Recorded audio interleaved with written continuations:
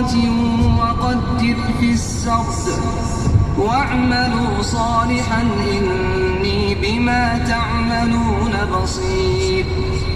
ولسليمان الريح غدوها شهر ورواحها شهر وأسلنا له عين القطر.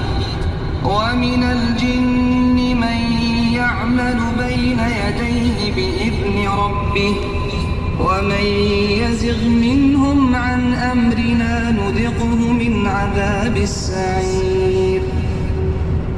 يعملون له ما يشاء من محاريب وتماثيل وجفان كالجواب وقدور الراسيات.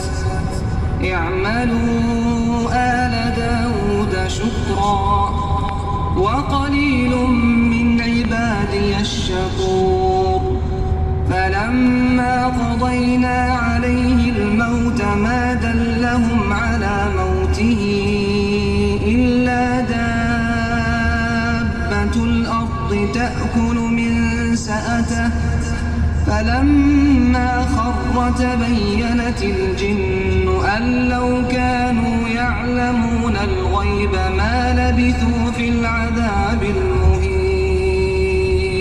لقد كان لسبإ في مسكنهم آية جنتان عن يمين وشمال كلوا من رزق ربكم واشكروا له بلدة طيبة ورب غفور. فأعرضوا فأرسلنا عليهم سيل العرم وبدلناهم بجنتين ذواتي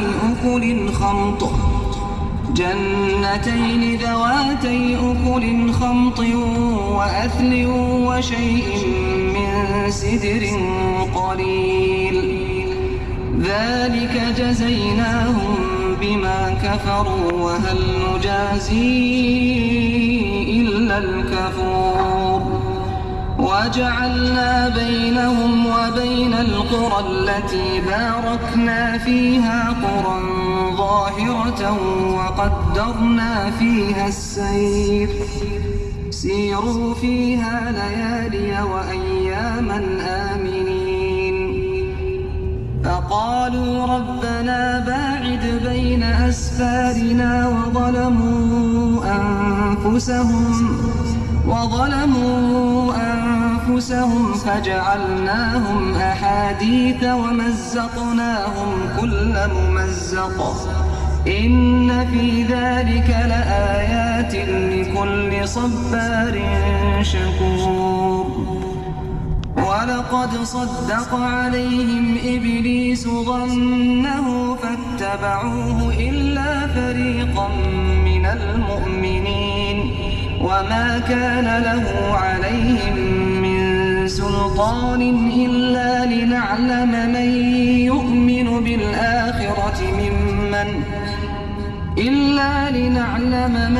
يؤمن بالآخرة ممن هو منها في شك وربك على كل شيء حفيظ.